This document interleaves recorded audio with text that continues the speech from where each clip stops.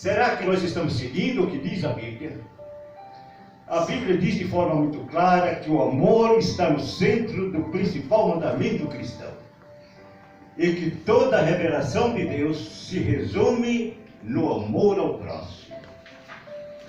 Mas por que existe tanta divergência nas interpretações da Bíblia, até mesmo dentro das igrejas, onde muitas vezes ela é interpretada de forma diferente pela maioria dos pregadores do Evangelho de Cristo?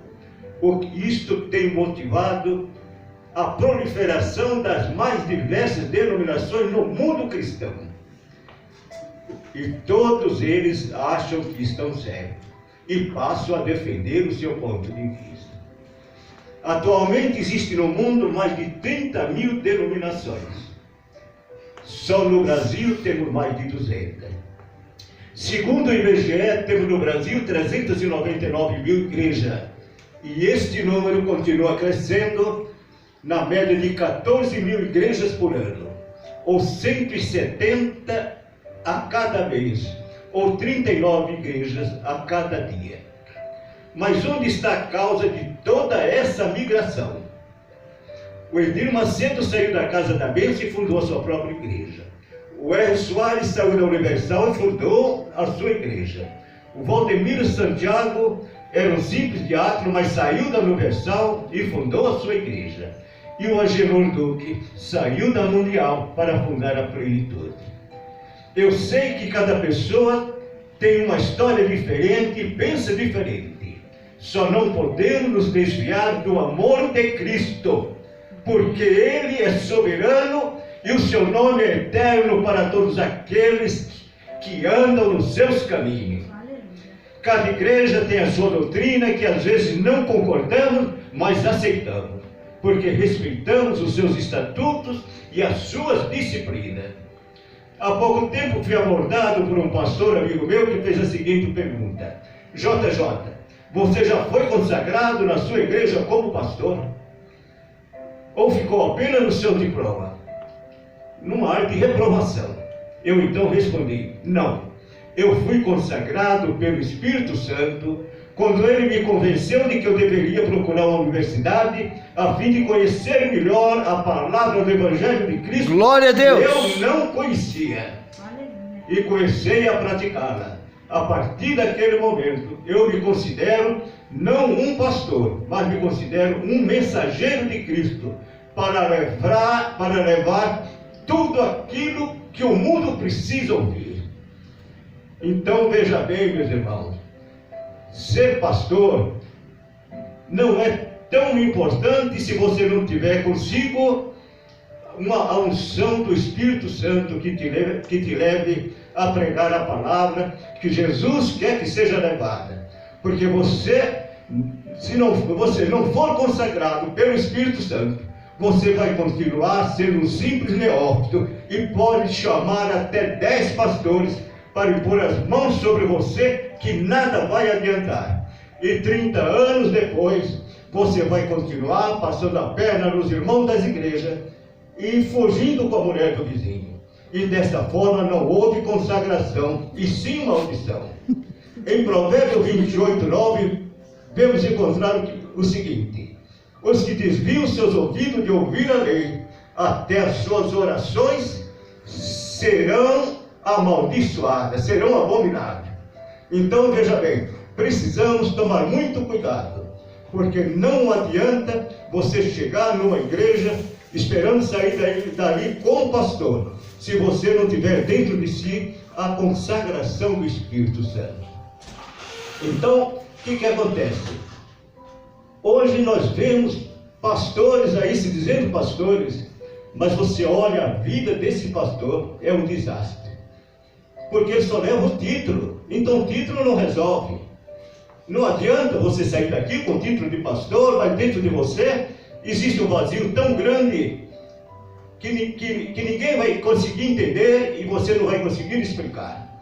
Então veja bem, você tem que primeiro receber o Espírito Santo para depois receber a imposição de mão, porque a imposição de mão é da maior importância, mas precisa que a pessoa esteja preparada para recebê-la.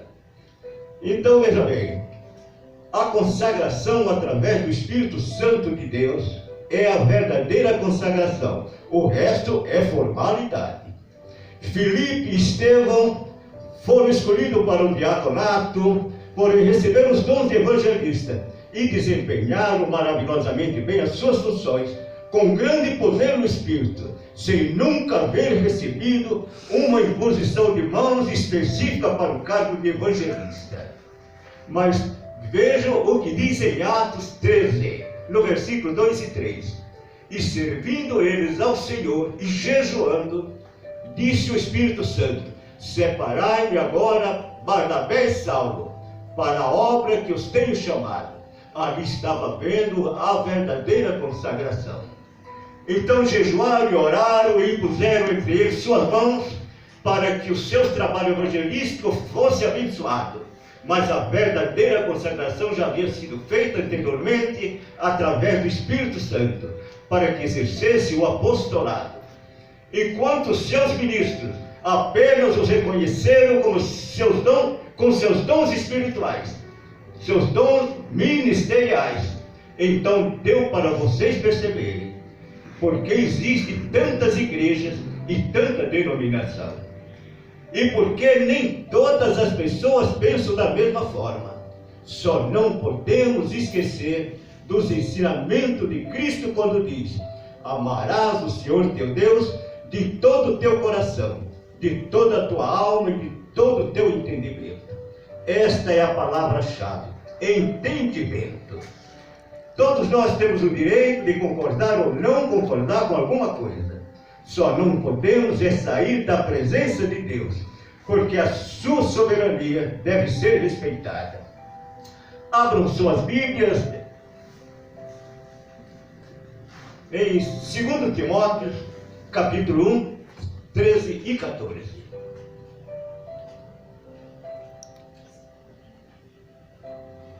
Segundo Timóteo, capítulo 1, 13 e 14.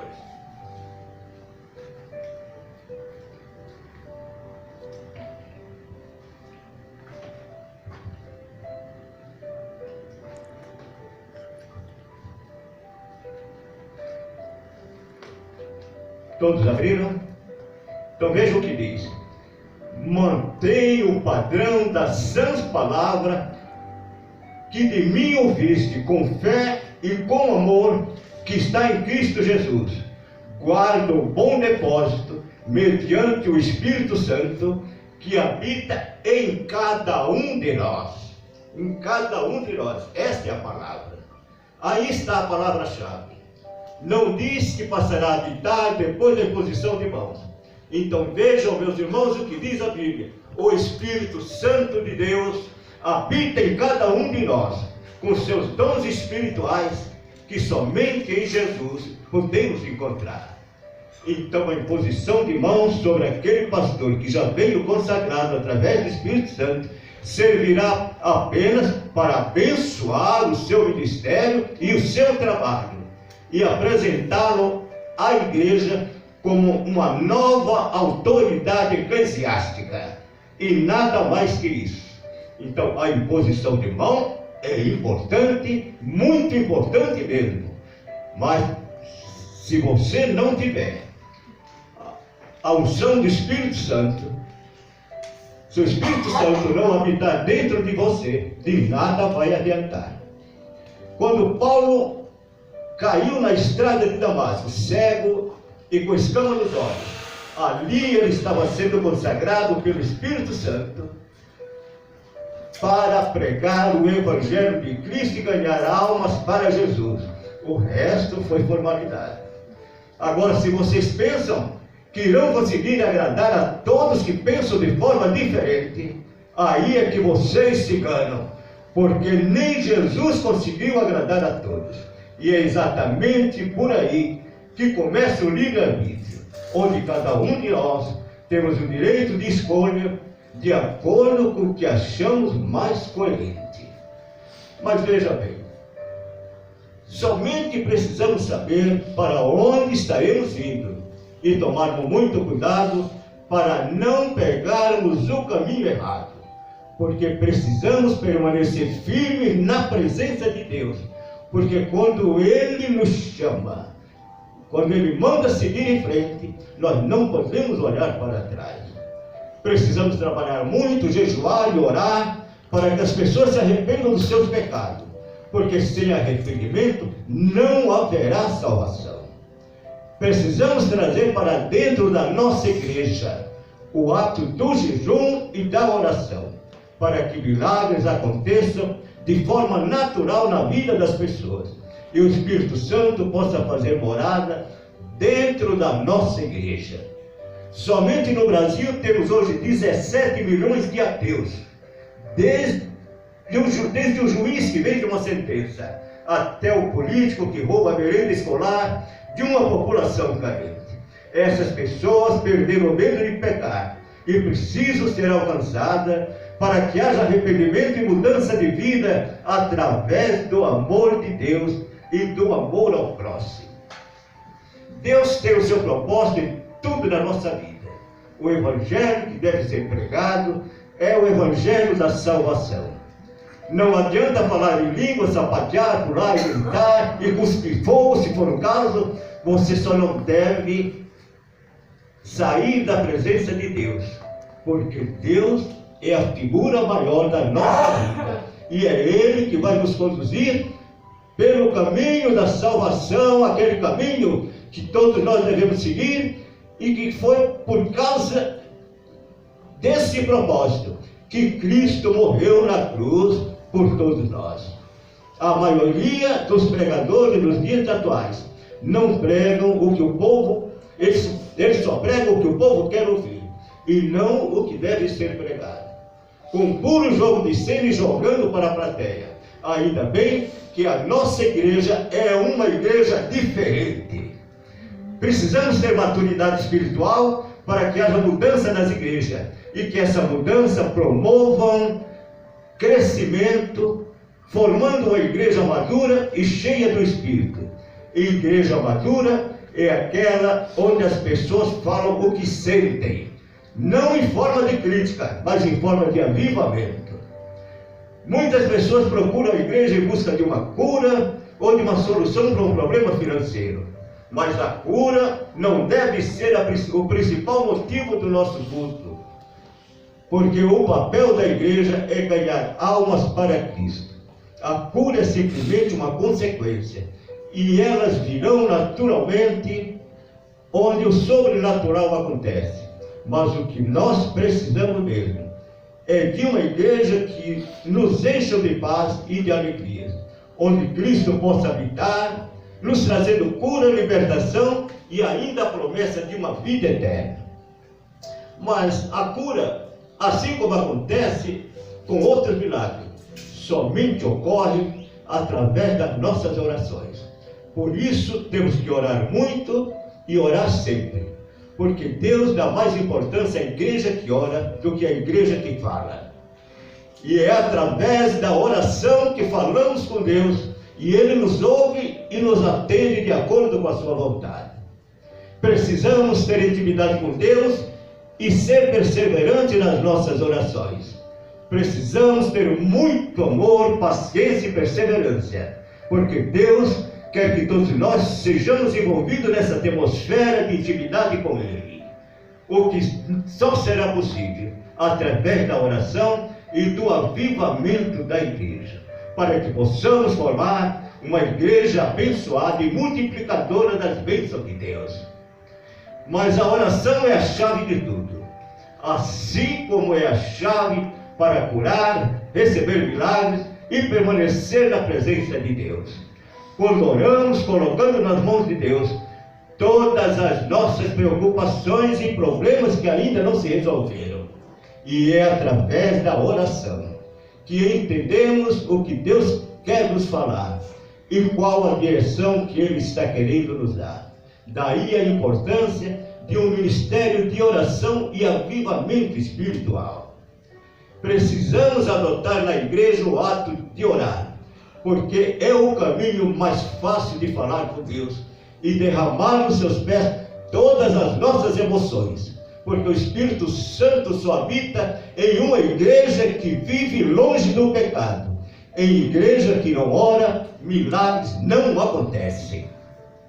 Então veja bem, meus irmãos, nós temos muito o que fazer, porque realmente a igreja precisa passar por um processo de avivamento, para que realmente nós possamos alcançar o propósito de Cristo, que é ganhar almas para Jesus. E o mundo está carente do trabalho que todos nós podemos efetuar, todos nós podemos desenvolver. Mas o que não podemos é prometer uma cura ou até mesmo a solução para um problema financeiro, porque tudo isto está nas mãos de Deus, que opera segundo a sua vontade. Mas se você tem um chamado para servir a Deus, você pode estar tranquilo. Você vai ouvir a voz do Espírito Santo e seguir em frente. Não importa a opinião daqueles que vivem de acordo com a palavra do Evangelho. O que precisamos é definitivamente fugir do pecado, porque o pecado é uma rebelião contra Deus. E Deus não suporta esse tipo de pecado. Temos que fugir do pecado, porque o pecado é a raiz de todos os males. E ele entristece muito a Deus. Mas muitos perguntam, quando Cristo morreu na cruz, ele já não levou sobre si todos os nossos pecados? Eu digo que sim. Mas ele deixou o livre-arbítrio, porque nem todos aceitaram Jesus e continuam rejeitando até os dias de hoje. O Senhor diz em Atos 7,33: tire o teu calçado, porque a terra em que tu pisas é uma terra santa. É um lugar onde somente Deus deve ser adorado. Mas muitos continuam adorando outros deuses e deixando Deus verdadeiro em último lugar. Em Deuteronômio 5,8, veja o que diz: não farás para ti imagem de escultura, representando o que quer que seja em cima do céu, ou embaixo da terra, ou nas águas embaixo da terra. Agora, tudo são coisas que Deus abomina e que precisa ser evitado para que os milagres aconteçam de acordo com a vontade de Deus. Mas o pecado da idolatria não é o único pecado, porque idolatria é tudo aquilo que colocamos acima de Deus. É tudo aquilo que pode ser adorado por nós, que pode ser um carro, pode ser um dinheiro, pode ser uma pessoa da família e tudo mais. Nós não podemos colocar nada acima do Senhor, acima de Deus, porque Ele é soberano. E o que precisamos é fugir do pecado, porque ele é muito traiçoeiro. E quando entra na vida da pessoa, ele faz um estrago danado. É como comer piqui pela primeira vez. A Maria sabe o que eu estou falando. Uma ocasião, a minha família é de Goiás, mas eu vivi a minha vida toda em São Paulo. Ali estudei, trabalhei e constituí uma família. Mas depois de alguns anos, eu resolvi voltar para Goiânia. Voltar para Goiânia e trabalhar com equipamentos pesados. Máquinas agrícolas, tratores, e aqueles tratores industriais de esteira, com capacidade para até 40 toneladas. Mas o foco principal era o governo. O que acontece? Eu procurei fazer amizade com aquele secretário de Estado. Já cheguei, dando uma desperta. Ainda bem que naquela época não existia Sérgio Moro, Então, estava tudo muito bem, fiz uma amizade com aquele pessoal. E um belo dia, um daqueles secretários me chamou e disse: JJ, a minha mãe está promovendo um jantar e pediu que eu te convidasse. Ali vai sair uma comida tipicamente goiana. Eu sei que você vai gostar. Eu imediatamente aceitei, naturalmente. Só que quando foi à noite, como eu não conhecia ainda bem a minha cidade, pedi para um funcionário me levar. E ele me levou até lá. Quando eu cheguei, que subi, ficava no último andar do edifício. Cheguei, vi uma mesa, a coisa mais linda do mundo, decorada, especiaria de tudo quanto era jeito, de tudo quanto era tipo, tudo goiano. Aí eu vi um recipiente cheio de frutas amarelas. Eu achei que era ovo de codorna. Eu sou muito chegado nessa especiaria. Eu vi e falei, opa, hoje choveu no meu pedaço. Aí fui encostando e já fui dando uma bocada, né? O que eu não sabia é que o tal piqui é cheio de espinho. E o que se come é exatamente uma polpa que existe à sua volta. E como eu pensei que fosse ovo de codorna, meti o dente. Confesso que passei um dos piores momentos da minha vida. Me encheu a língua de espinho e eu não pude comer mais nada. E o Ariana, esse meu amigo que me convidou, falou, JJ, a gente já almoçou junto, a gente já jantou em alguns lugares, aí, em alguns restaurantes, eu vi que você é um bom prato, mas será que você não está provando a comida da minha mãe? Eu estava saindo lágrimas pelos olhos. Eu falei, meu Deus do céu, até quando vai esse jantar? Não comi nada, absolutamente nada, porque eu não conseguia. A minha língua parecia que tinha 10 metros de comprimento. Quando terminou aquele jantar, eu saí angustiado, saí aliviado. Falei, meu Deus do céu, terminou esse jantar. Fui pegar o elevador, o motorista estava embaixo me aguardando. Parece que o elevador não andava. Dei vontade de parar e descer pela escadaria.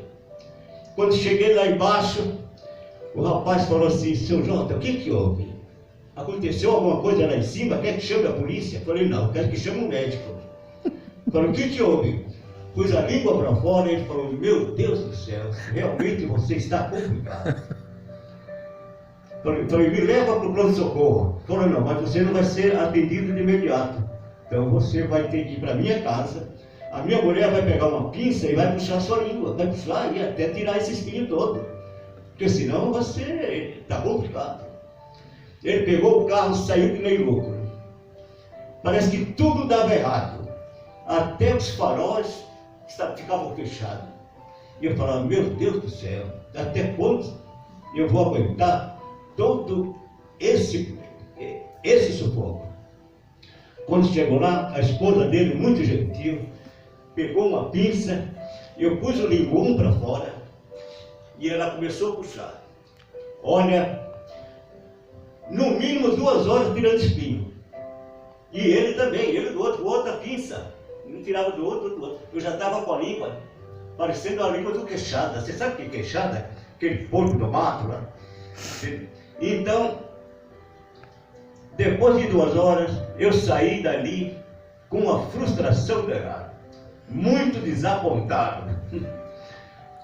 Só que 30 dias depois, ainda saía espinho. Eu sentia, quando eu ia almoçar, ia me alimentar, sentia doendo, ia ver que tinha espinho saindo ainda. Então, meu irmão, assim é o pecado. Quando ele entra na vida da pessoa, ele faz um estrago danado. Entendeu? Então, temos que fugir do danado do pecado. Porque quando ele vem, ele não traz boas coisas. Traz sempre algumas consequências que a gente não vai suportar. Agora, vocês vejam bem.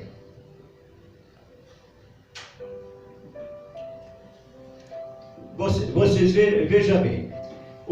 Se você está na presença de Deus e obedece os seus estatutos, você pode ficar tranquilo, que o amor de Deus vai lhe acompanhar por toda a sua vida, e você só vai precisar obedecer o que Ele manda, que é amar a Deus sobre todas as coisas, e amar ao próximo como a si mesmo, e você será muito feliz. Muito obrigado a todos, e vamos orar. Glória a Deus, aleluias. Querido Deus e maravilhoso Pai, muito obrigado pela mensagem desta noite. Que Tu nos conduza na compreensão da Tua palavra e que o Senhor desperte em nós cada vez mais o desejo de orar e de Te agradecer. E que o Senhor nos ensine a orar de tal forma que a nossa família venha a ser alcançada e que nos permita falar contigo de maneira agradável a Ti, para que nos ouça e nos responda de acordo com a Tua vontade. É o que te pedimos em nome de Jesus. Amém. Muito obrigado. Glória a Deus, aleluia.